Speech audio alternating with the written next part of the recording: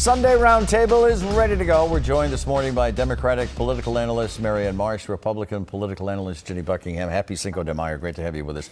Lori Trahan was in the chair. So, reaction, just right off the top, what do you think? I was impressed and happy that she's one of the few that has pointed out it's Hamas that has been holding up the ceasefire, not Israel. That needs to be said and understood by everyone. Marianne? I think her rapid rise up the congressional ladder has been most interesting to me. I mean, she did a great job in the interview, but she's moved up the ladder and using the Katherine Clark playbook, and Katherine Clark is helping her, right? And the common denominator is hard work, rung by rung by rung, to get up there. And it's refreshing to see women helping women to get there. Pelosi helped Katherine Clark. Katherine Clark's helping Lori Trahan, and that's helping Massachusetts. All right, there was no truce in the battle between some North End restaurant owners and Mayor Wu. They are now hanging banners on Hanover Street to pressure City Hall to allow outdoor dining in that neighborhood. And the rhetoric, it's getting rough.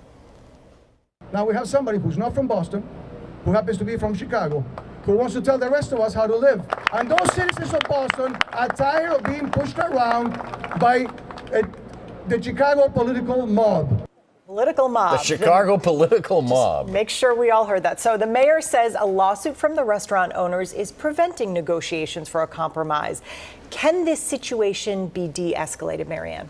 Well, residents in the North End have been complaining to Michelle Wu about outdoor dining since she was running for mayor. That's number one. Number two, they brought a lawsuit. There's no conversation to be had unless you drop the lawsuit. Number three, you use language like that, who's going to deal with these guys? I mean, really? I mean, the jokes write themselves. You're talking about the mob in the North End. I mean, come on.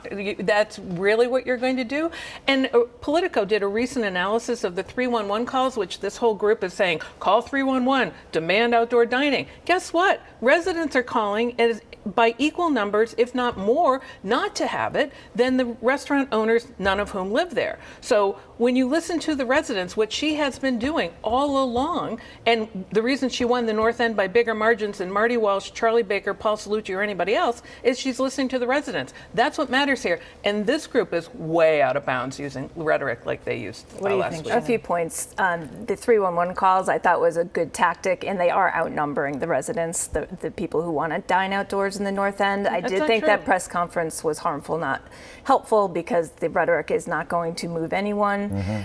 Point three is, I worked in a job at Massport where you had to balance the residents' concerns and economic vitality for the whole region. And I do feel Mayor Wu is putting aside the economic vitality of not only those restaurant owners who pay taxes, but the whole region who wants to go to the North End and eat outside. Come to the table and compromise. There is a question whether I did cover that story earlier last week, and I can tell you that one of the local business owners came up to me. She did not own a restaurant, and she said, it really would help us. So there has to be a way, Marianne, for all sides to get together. Do you think? In theory, there should, but this is a matter of math. There are more residents than there are restaurant owners. There are more residents in North End than restaurant owners who live in Boston or the North End. And when you deal with tactics like this, now go back to the lawsuit. I mean, the rhetoric in the lawsuit was ridiculous. But when you start using the mob, the Chicago political mob, is this really a reasonable set of people you can do business with? And Politico did the analysis. The numbers are the numbers. They're running even or ahead. So she's listening to the people who live in Boston.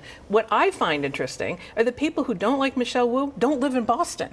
Overwhelmingly, that's the case. So how do you do business with somebody like that who uses rhetoric like that? Tax revenue flowing to the city of Boston from meals being eaten in the North End is also that's math. happening anyways. And she's ignoring it. Next item, Governor Healy. She has a lot on her plate as well. She says she has no plans to propose new taxes or raise existing ones, and she also wants business leaders to help push her housing policies, including the MBTA Communities Act. But now we're learning more, and more towns are joining to push back on that. Can she keep this brush fire from growing, Marianne? She can. A, it's the law, number one. Two, that's why you're seeing Andrea Campbell step up her profile on this matter this week as Attorney General. She made a statement and said 77 of the 144 communities who are part of that MBTA Act support it. And she's going to use persuasion and the law to get everybody into compliance. That's how that's going to work. Ginny. Speaking of math, there was a report in the Globe last week that BU put out about the number of people and the amount of tax revenue we're going to lose from out-migration, and pointed out that housing is only one of the issues that the governor and other leaders have to pay attention to.